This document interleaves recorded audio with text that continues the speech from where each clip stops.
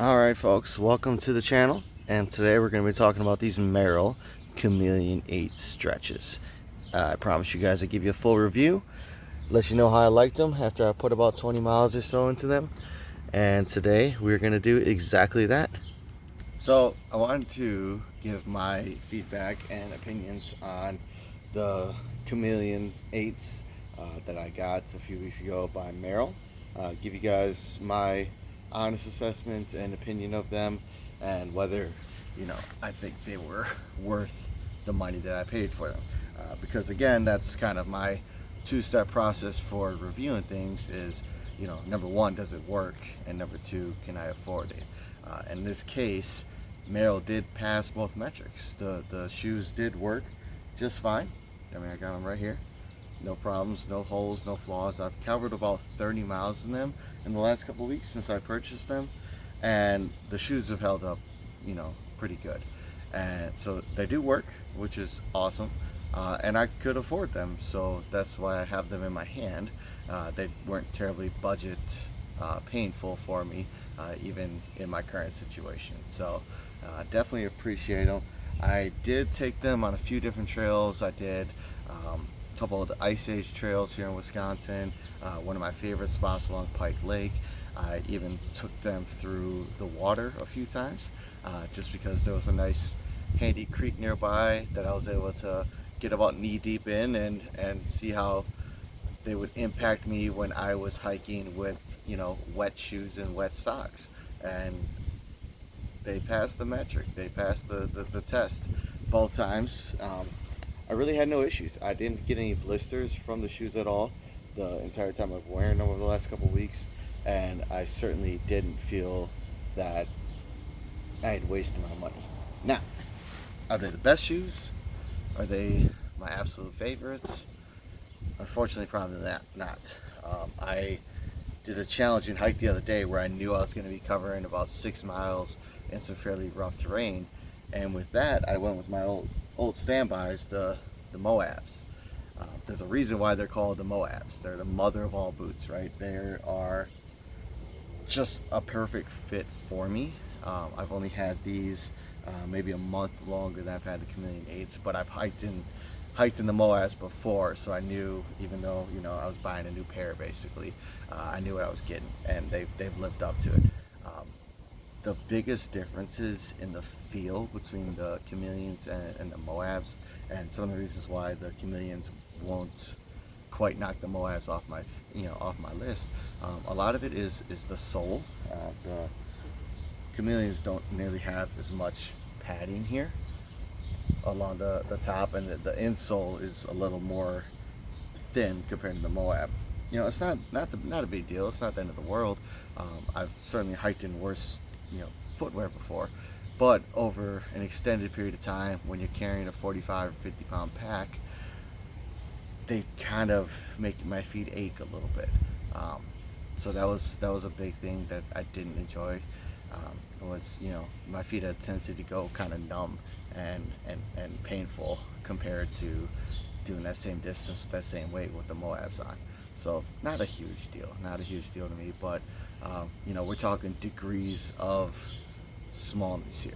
There's no denying that both of these are great boots. So it's really coming down to just a couple different things. The lace system, I liked it for the ease and the comfort of it, and by that I mean this fancy kind of stretch lace that you have. I liked the ability to just slip it on, slip it off. That stuff is great. I wear these a lot when I go to the grocery store or something, because they're kind of the equivalent of like a comfortable hiking house shoe. If for whatever reason I decide to abort my Costco run and go cover a few miles in the woods, I'm already wearing the right footwear for them. So I did like that lace-up system, or the kind of rubber lace system, but it didn't hold my feet as stable on the trail as conventional laces, which of course is always going to be a trade-off or something like that. Totally understandable.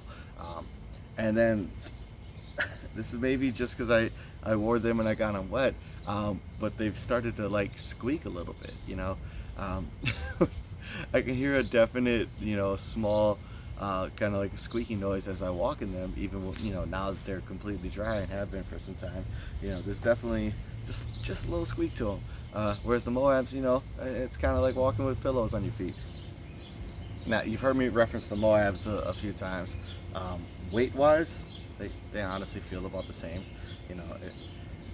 I can't tell a difference in my hand or on my feet if this shoe is heavier than that one.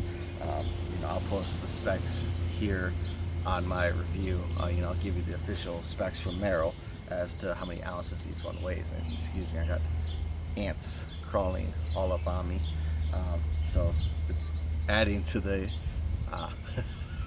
the drama of recording this. No big deal. I probably won't do a full separate review on the MOABs.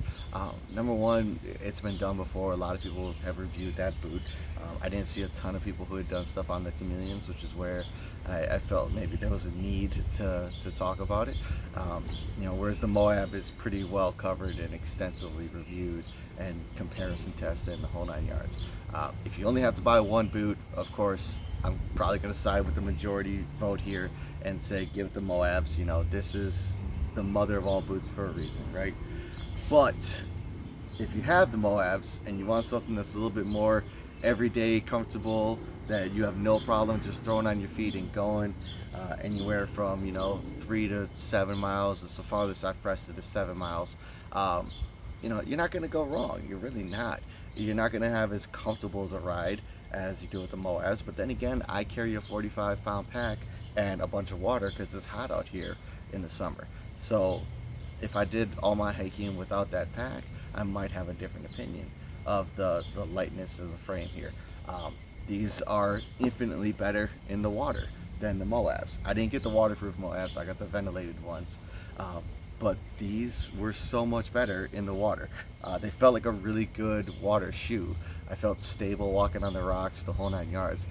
If I was going to the beach and I knew I'd probably just walk in the water or something, I'd wear these. When I do the polar bear plunge this year and I jump into Lake Michigan on New Year's Day, I'm wearing these because I know they'll get the job done, all right? Unless I somehow walk them into the ground before then. I personally don't really care too much about a waterproof boot.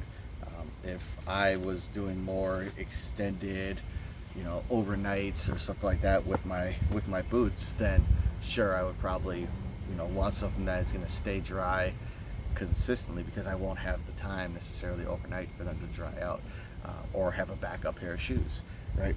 But for my purposes now, with the hiking I currently do, they do the job well. As always, just in closing, this boot here did the job. I could afford it. It was within my budget. I didn't have to make sacrifices to get these on my feet, and they work. So I have no complaints there at all. I will put a link to both the MOABs and the Chameleons on my page below, and you can grab them at the same price I paid for them. I don't have any sponsorships or deals or anything like that, and if I did, I would have full transparency for that. But for right now, I'm just Chris. I'm here to talk about the things that make my life better, and both of these pairs of boots from Merrell make my life better. So have a great day. Thank you all for tuning in. If you want to drop me a like or subscribe to my channel, I would certainly love it. It's definitely going to keep going up from here. I appreciate everyone who's been on this journey with me so far, and I'm excited to see what the future holds.